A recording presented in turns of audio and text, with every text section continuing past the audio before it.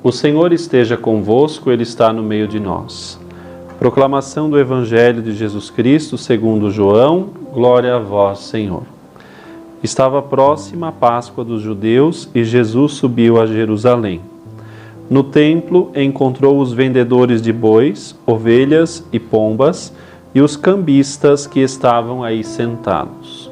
Fez então um chicote de cordas e expulsou todos do templo junto com as ovelhas e os bois, espalhou as moedas e derrubou as mesas dos cambistas.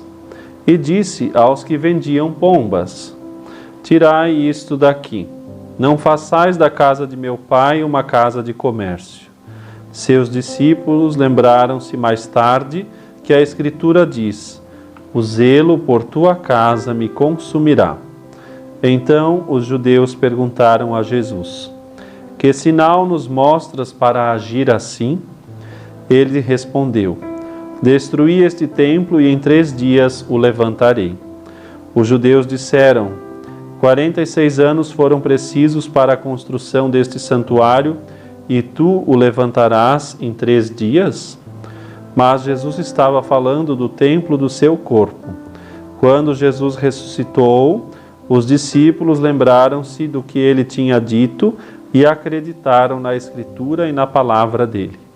Palavra da salvação, glória a vós, Senhor.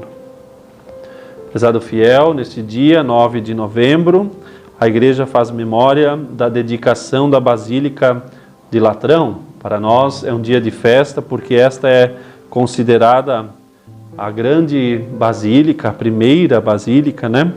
É a mãe e a cabeça de todas as outras igrejas católicas. Essa igreja foi a primeira a ser construída, segundo a história, construída ainda no tempo de Constantino. Esta igreja é a Catedral do Papa, né? A gente muitas vezes acha que é a igreja da Basílica Vaticana, né? A igreja de São Pedro, mas na verdade é essa, né? A Lateranense, a São João de Latrão.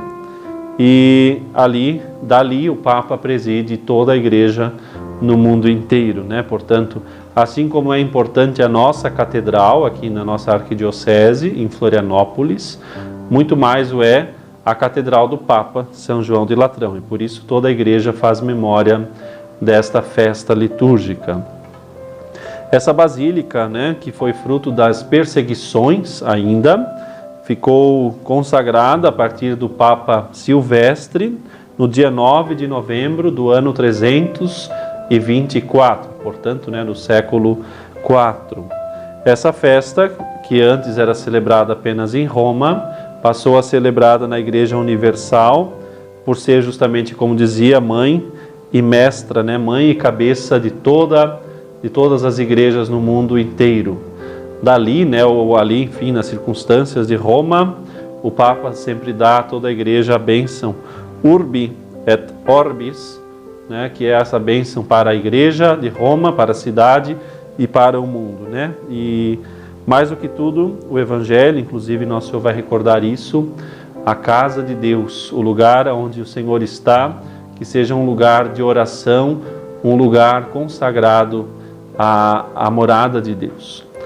Primeiro, esse templo nós somos, né? Nós somos um templo de Deus, formados, santificados pelo batismo, né? Habitados pelo Espírito Santo, o cuidado do templo que somos nós, esse corpo, essa morada que Deus habita.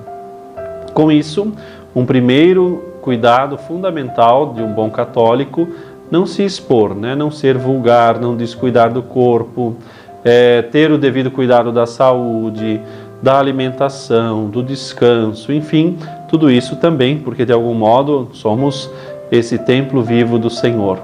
Segundo, nós somos as pedras vivas do templo de Deus, formamos a igreja viva, e por isso também cada cristão é chamado a ser uma pedra forte, firme, para sustentar essas paredes desse edifício espiritual, onde somos o corpo e Cristo a cabeça, né? Cada membro, né, desse corpo é fundamental, não só na hierarquia, né, o Papa, o Bispo e o clero, mas todos somos chamados a ali fazer bem, cuidar bem daquela parte que toca a nós, nesse templo vivo espiritual a comunhão da igreja. Por fim, também, claro, o templo, enquanto dignidade, espaço físico, né?